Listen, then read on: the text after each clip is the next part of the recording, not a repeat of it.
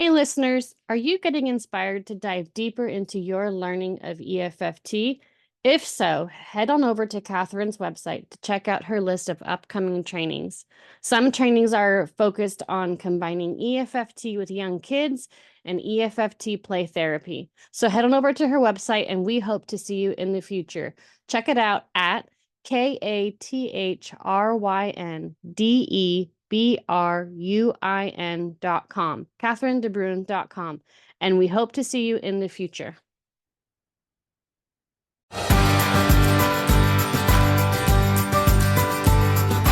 Welcome to the Family Express podcast, where our destination is resilient and connected families. Come aboard with your hosts, marriage and family therapists Catherine DeBruin and Rhonda Evans, to explore the world of emotionally focused family therapy, a model developed by Sue Johnson and colleagues. Together with our guest speakers, our travels will map the EFFT landscape, highlighting lessons learned, shared fears, and the passion and curiosity that bonds our community. Welcome back, listeners, to the next episode of the Family Express podcast with Catherine and Rhonda. We have a fantastic guest today, a guest who does lots of different things, and we're just very grateful to be able to hear from our guest today. Please welcome Joey Tapia, who is a PhD doctorate, a certified rehabilitation counselor, a licensed professional counselor, a registered play therapist, and a nationally certified counselor. Joey describes himself as having kind of hands and interests in lots of different things. And so with a couple of main focuses. So we're very excited for our conversation today. And let's just start out, Joey, with first off, like terminology and language. And letting us know what your focus is and start us off with some really good foundational language. If we could start there. Yes, no, thank you for having me. Happy to talk about, just some of the work that I do and just what I appreciate about what this podcast offers, right? A platform to talk about how to better do what we do. My world tends to focus on the disabled community. And so I'll be talking about disability as disabled people rather than from an identity first language other than person first language, which both are still very much acceptable. It's often dependent on the individual and how they kind of orient themselves to their identity. My work tends to focus on ableism and mental health and how we perpetuate some of those ideals and frameworks into the work that we do when we are doing really good work, yet sometimes we make errors and or assumptions from a ableist lens that does harm to the great work we're trying to do with people. Yeah, we can have the really good intentions and still do harm. And so that's why we're just so grateful for educators and counselors like yourself who can be a guiding light for us and help us understand and start to see and notice our own implicit bias in our language or in our themes, and might just kind of come out as we talk. And so even for this podcast today, Joey, if Catherine and if anything comes out as a microaggression or a stigma, or you hear a theme in there, or you hear any kind of ableism, please, please, please feel free to point that out. Because this podcast is a great place of how to learn and to grow and to expand new muscles. So I just welcome the feedback if anything Catherine and I say falls into that. No, thank you. And I want to just say from my positionality in this is I'm a non-disabled person that does disability research that primarily works with disabled communities. And so I say that because, I still unpack. I still have to unlearn, relearn. I still have to figure out the gaps that I have in my knowledge and my experience. That plays a role, right? I think that's the beautiful part about what we do in emotionally focused therapy throughout different modalities is, that we show up in our full selves, and sometimes that brings up things we need to continue to figure out. Joey, it's such an honor to have you here. You're so incredibly well trained. Appreciate the research, just what you're contributing to our field, and also just wanting to have these thoughtful conversations. And it makes me curious right away. Like, as an able-bodied person, how did you come to some of this? What led you to specializing in this area? Yeah. Well, that's a great story. Um, I honestly, it was the deaf community. And so I've been working with the deaf community for 15 years.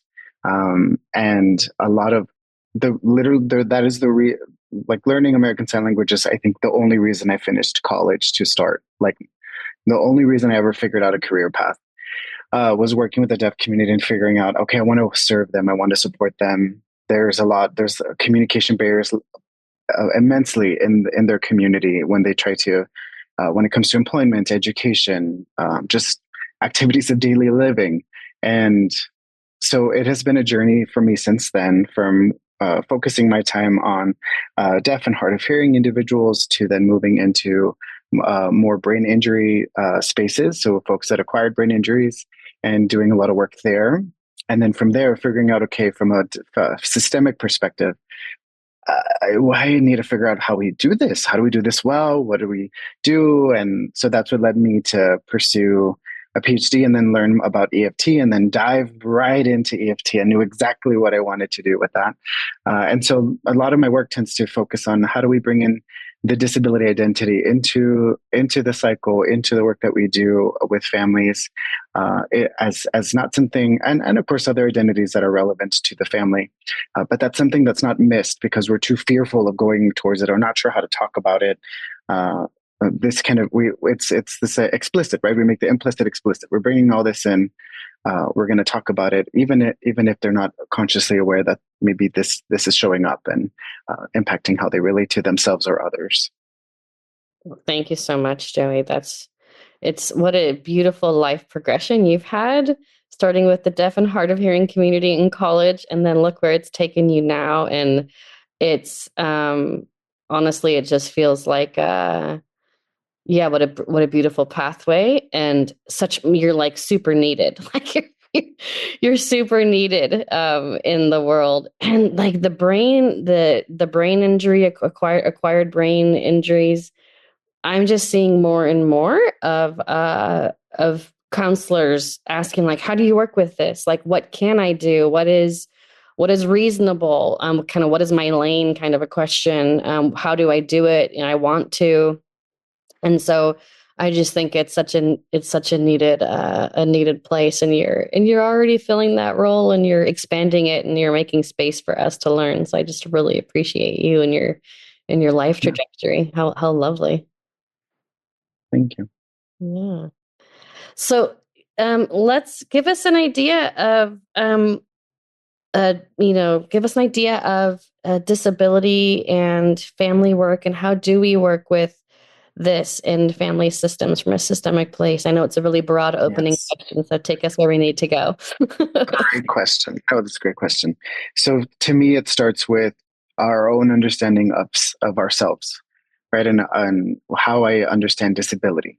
A lot of us, the question I often ask is, where did you first learn about disability? The word and how did you make sense of who's disabled and who's not disabled?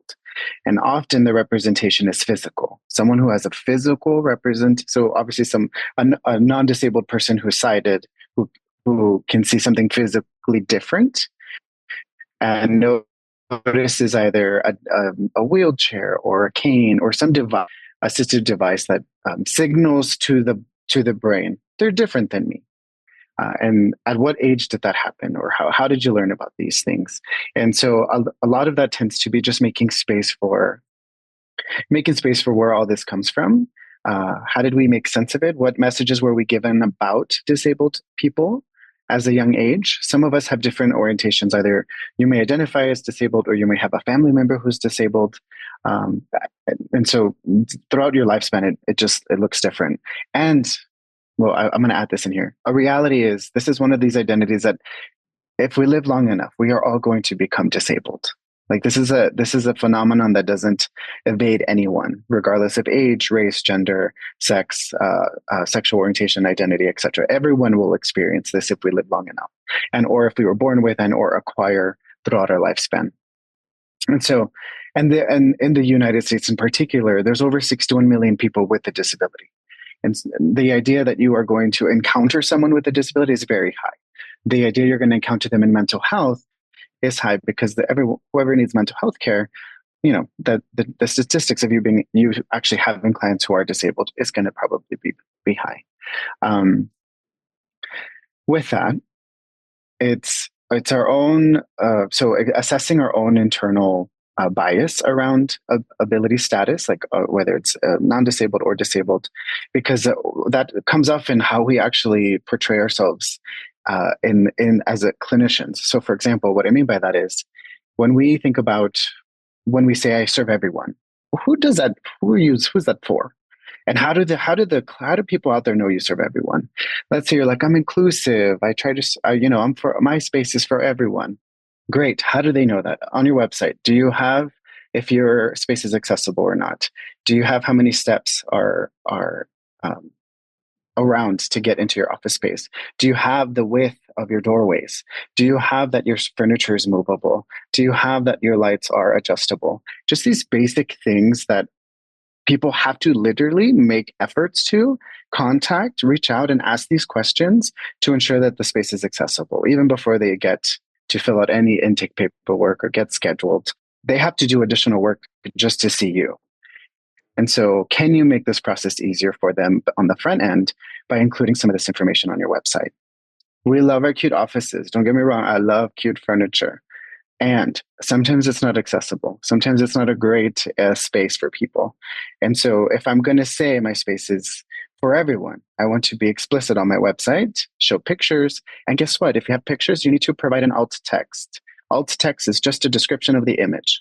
And AI now just does it for you. So if you're like, I don't know how to describe this image, throw it into AI and say, I need you to describe this. And then copy and paste that into the website. That provides anyone who has low vision or blindness an opportunity to get a sense of the space even before they come to you.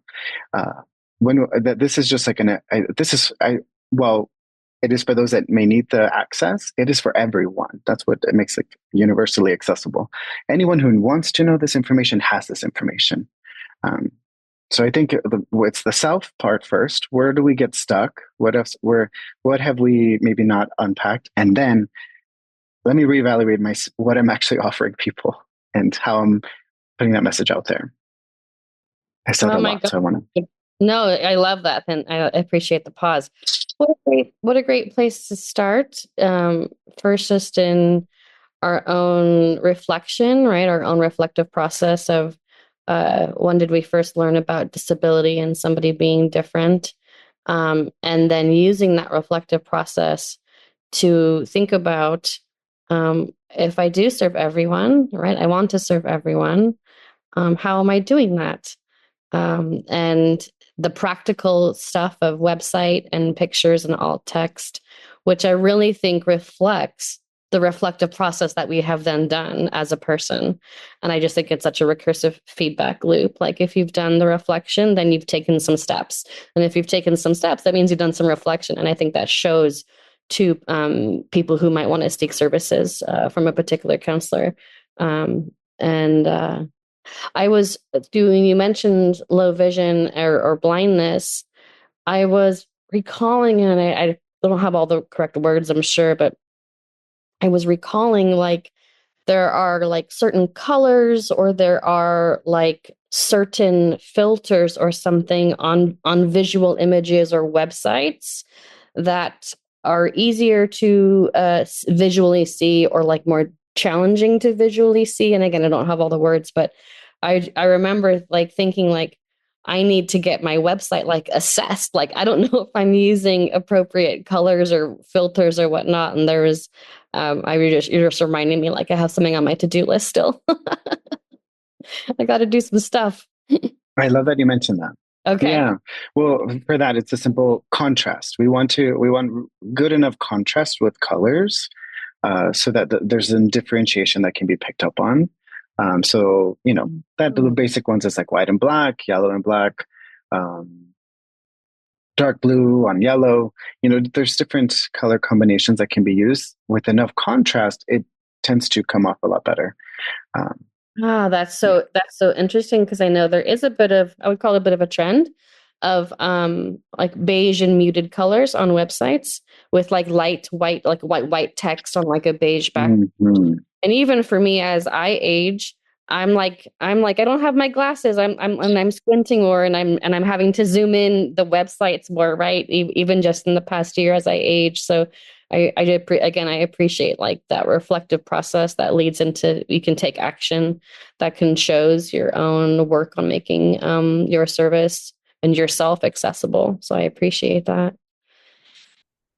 Listeners, check out our book for children of any age. It's called A Jumble of Thoughts and a Tangle of Feelings. It's on Amazon.com. If you know a child out there who is having a tough time, but unable to put that distress into words, this book is your guide to helping them figure out what is going on. Whether you're an educator, a therapist, or a parent, we really think this will be a helpful guide for you. All right. What else do we need to know? What does it look like to work with? Oh, sorry, you take us where we need to go, Joey. I was going to fill in the question you had is, what do we do then? So after we've taken care of these two parts, right? We've done some work on ourselves. We figured out, okay, these are where I get stuck, and then we get to a space of, okay, let me just review my materials and ensure they're solid. Then we come to this space. So let's say you have a family. The beautiful part about what I love about EFT is the setup of assessment and how we assess the families that we work with. And so when I think about when we start with the whole family, let's say a recent example is I had a heterosexual cisgender white couple with two teenage girls. And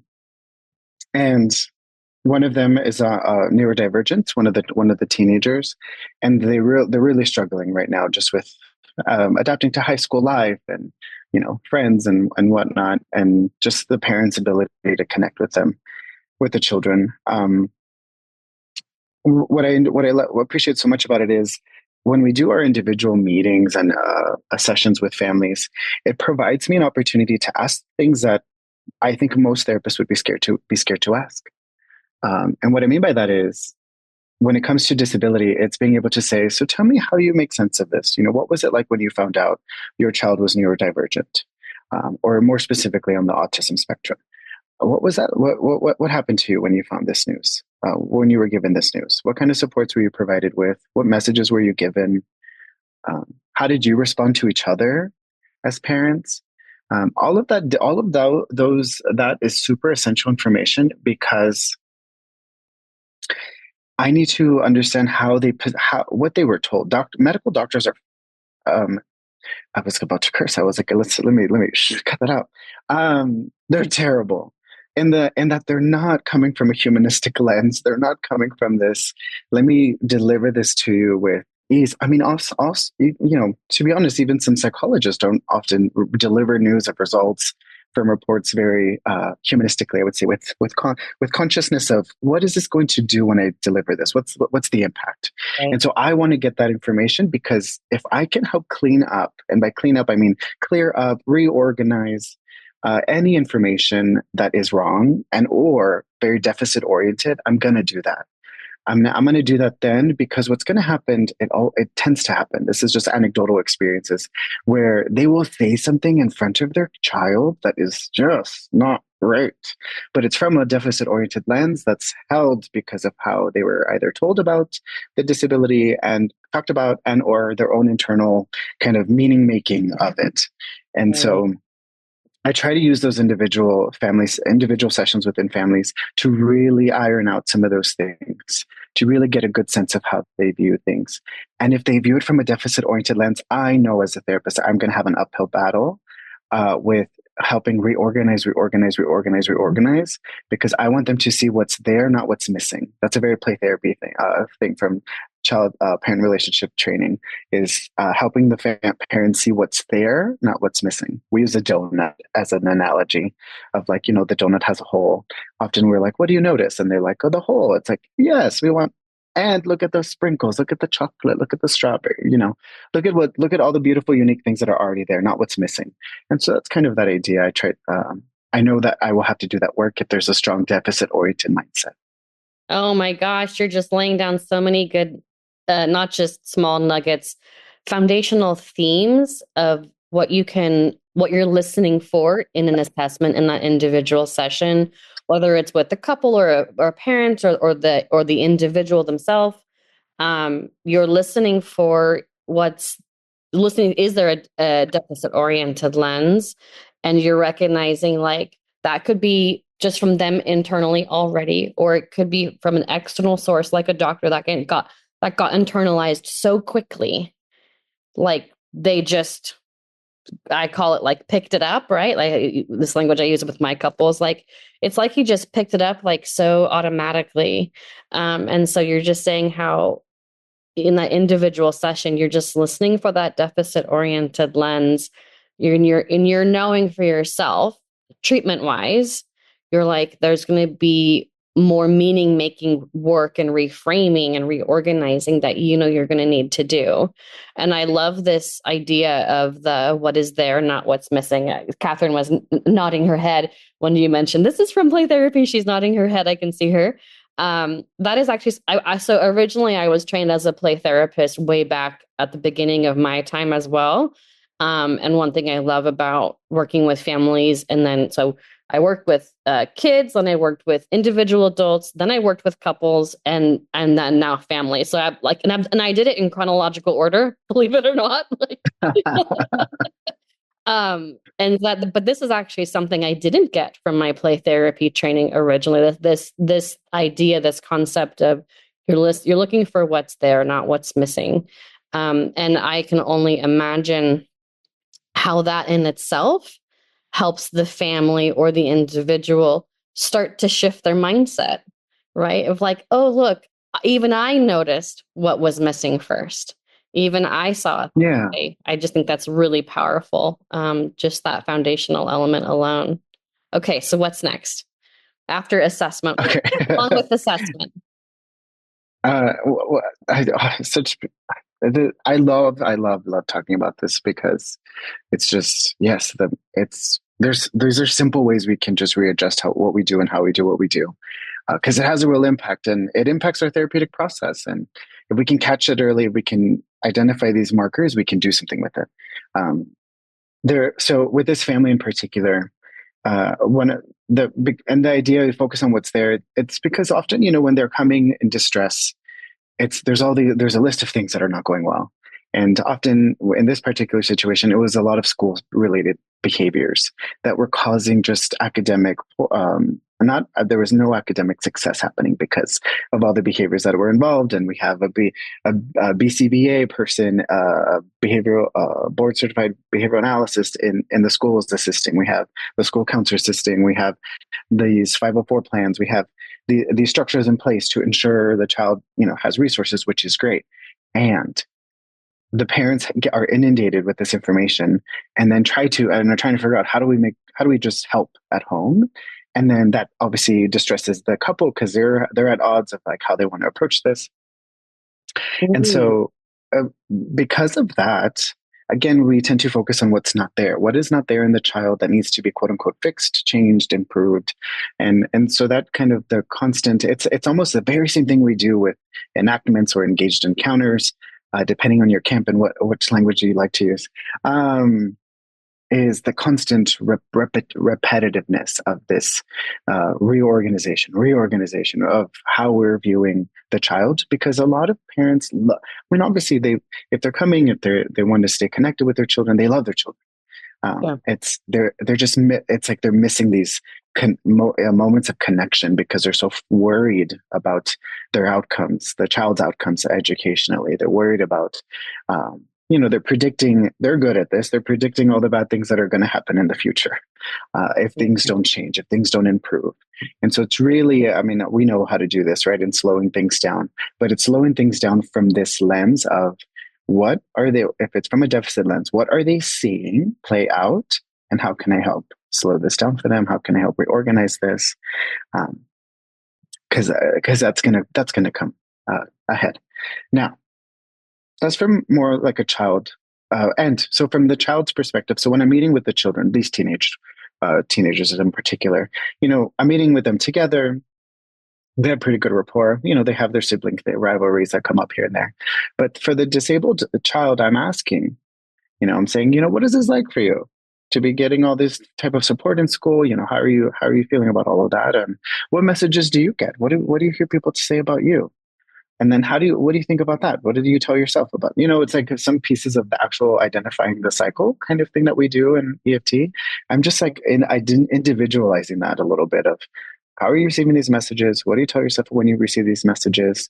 And that ultimately is going to come back in the larger family sessions, because they're going to, those are key moments. If there's information there of, well, I fear like my parents just think, I'm never going to be okay, or I fear that I'm never going to be able to be successful, and some of that is just pressure from the external people. They might not necessarily know that themselves, but it's what they're being told. And so that's what they hold on to. Right. And so being able to gather all that, obviously, and then integrate it as the work continues. But it's not being, my biggest thing is don't be afraid to ask questions that are from a therapeutically necessary position. If I'm asking curious questions as a human, that's not appropriate. And so what I mean by that is, let's first say, for example, another family, a lesbian relationship, they have children. One of the partners is a wheelchair user. The therapist, who has maybe not worked with many wheelchair users before, might be curious and ask a question about how they navigate, travel. Well, they came to you, so obviously they know how to navigate travel. And then it's more of the therapist's curiosity. It's not therapeutically relevant. It's not therapeutic. It's not a therapeutically necessary question. It's not going to move us into the process. This is more just me being like, how do you do that? Tell me. That's so not okay. Okay. I love the difference. Even just the different phrase you used, Joey, was helpful for me. Therapeutically relevant is like a helpful phrase for me. Because like I think in EFT, I think we are given the message of like lead with curiosity, right? Yes. So I think it's like, oh, now I feel stuck. I am I doing it right or wrong? And so it's this moment of like, I thought it was okay to be curious, but I get what you're saying. I get your message of like therapeutically relevant for like the reason of why the family or the couple or the individual is there. If you're asking about travel, like, that's a you moment. That's a therapist moment of, yes, right? As opposed to the work, like what's the work that we're here to do? What are the questions and assessment questions? Kind of joining with the family, joining with the individual couple system. That's going to move the work forward. That helps me be like, oh, okay, I can take a breath. I know when to be curious, and I know when to be kind of in my assessment place, from an assessment place that's therapeutically relevant. Super helpful phrasing for me. So thank you so much. Yes, no, you're so right about the curiosity piece. It's like, yes, therapeutically, yes, I want to be curious. I want to, really lean into that. But personally, if it's just me being personally curious of like, I don't know how this works. I want to understand it. Well, go read about it. Go look it up. Right. Don't put it on the client to have to exit what they're here for, to just appease you and your curiosity. Don't put it on the client to have to exit like that moment of the focus of the work, just for like a personal curiosity versus therapeutic relevant for the reason why the family or the person or system is there, couple that's there. Yeah. Well done. Beautiful. Okay. You are just meant for this work, Joey. Like I can see it is just in your heart, and it just seems like it is like, I don't know, it just seems like it's a part of who you are, wanting to move the field forward in this way, move our mental health field forward in this way. It's really interesting because the topic of ableness and uniquely bodied and disability has literally been like circling me for like the last month in just various different ways, various EFTers. And the really interesting piece is I've always wanted to kind of advance myself and do my own personal work, my own self-reflection, and, how am I showing up in this way? How am I being of service? And this past month, it's just the whole theme has been that for me for the past month. So it's like super perfect timing to sit with you, because it's been orbiting me, and I'm learning a ton from you already. So I feel like yeah, you're just needed in the mental health field, and you're very much fulfilling a need here. Um, and like I said, like, people, even just EFTers, all of a sudden their established client, long-term client now has like an acquired brain injury. And they're like, I don't know what to do, but I'm not going to leave my client. I need to go get some training. So I Mhm. just appreciate this little mini dip training that you're giving us, right? Like giving us some helpful starting points. And of course, there's more to learn and more to do beyond what a 35-minute episode can give us. But I think it's a beautiful start for a lot of us. And you really have a way of making it comfortable and relatable, and with compassion. And I appreciate you bringing your heart into the work that way. Thank you. That's very sweet of you. Yes, I think it's this idea. We live in a very like emotionally charged climate right now, and I know from a dissertation and working with and speaking to, it was a qualitative study with EFT therapists serving interabled relationships where one partner is disabled and one partner is non-disabled. I knew their intentions were pure. I knew they wanted to do the good work. I knew they wanted to help these couples. It was their approach to it that sometimes just was very ableist. But that was, I mean, how are you to know unless either someone tells you, or you figure this out, or your client says something, or your supervisor says something, or a consulting group says something? Like, how are you to know this unless you're faced with it, and it's like, okay, well, I got to do something about this, right? Rather than get defensive and saying, well, no, I didn't. It's like, no, that it's going to happen. We live in an ableist society, period. Yeah. I live in Colorado. There's stairs everywhere. The amount of buildings that are not accessible because we like our cute historic buildings, it's everywhere. And so I know that we have these internalized messages. I know we hold them. And it's just, let's open it up. Let's figure out what is there? What am I looking at that I haven't looked at? Joey, I'm amazed. I've heard so much. I've learned so much from you. There are 5 things I want to go do differently today in terms of my practice. And again, just so appreciate your heart for this population, your willingness to advocate and to help us get up to speed. Thank you so much for everything that you're sharing today. Thank you. Happy to share. I appreciate the opportunity too. I love the podcast. So I was like, I would love to connect. And I think one way is how to, bridge the gaps that we have. How do we just make this work? Because again, whether it's visible or not visible, whether we even know our client is disabled or not, sometimes we don't even know that because maybe that's not relevant. Maybe that's not part of why they're there. That's the other part too that I just wanted to make clear. Just because they're disabled doesn't mean that that's where they're in front of you needing mental health care. That might be unrelated. Yeah. And sometimes when we're doing family work, it's how do we even talk about it? Like, does the family avoid the conversation? Do we tend to just not say anything and pretend like nothing is going on? Or can we make it known? Because often, so what happens with folks that acquire disabilities within the system itself, depending on their cultural backgrounds, they may literally choose to not even mention the things that are not going that are different about this individual, because what they want to they don't want to have the person react depending on their previous history prior to their disability. They don't want their reaction. They don't want to disrupt the family system. People are trying to reorient themselves. Everyone's balancing out responsibilities depending on what's going on. And so a lot of conversations just go unsaid, similar to sex. Like when we work with couples, that it is that it tends to be often the thing. They don't want to talk about it because it's like, we're really, our roles are shifting, our minds are in different places, and or I don't want to hurt you, I don't want to cause harm. And so there's just a lot of with good intention, a lot of carefulness. We can help with that carefulness and bring it all to the surface, and really, I like to say, like, weave it together, like just bring it all together in a very thoughtful, emotionally focused way.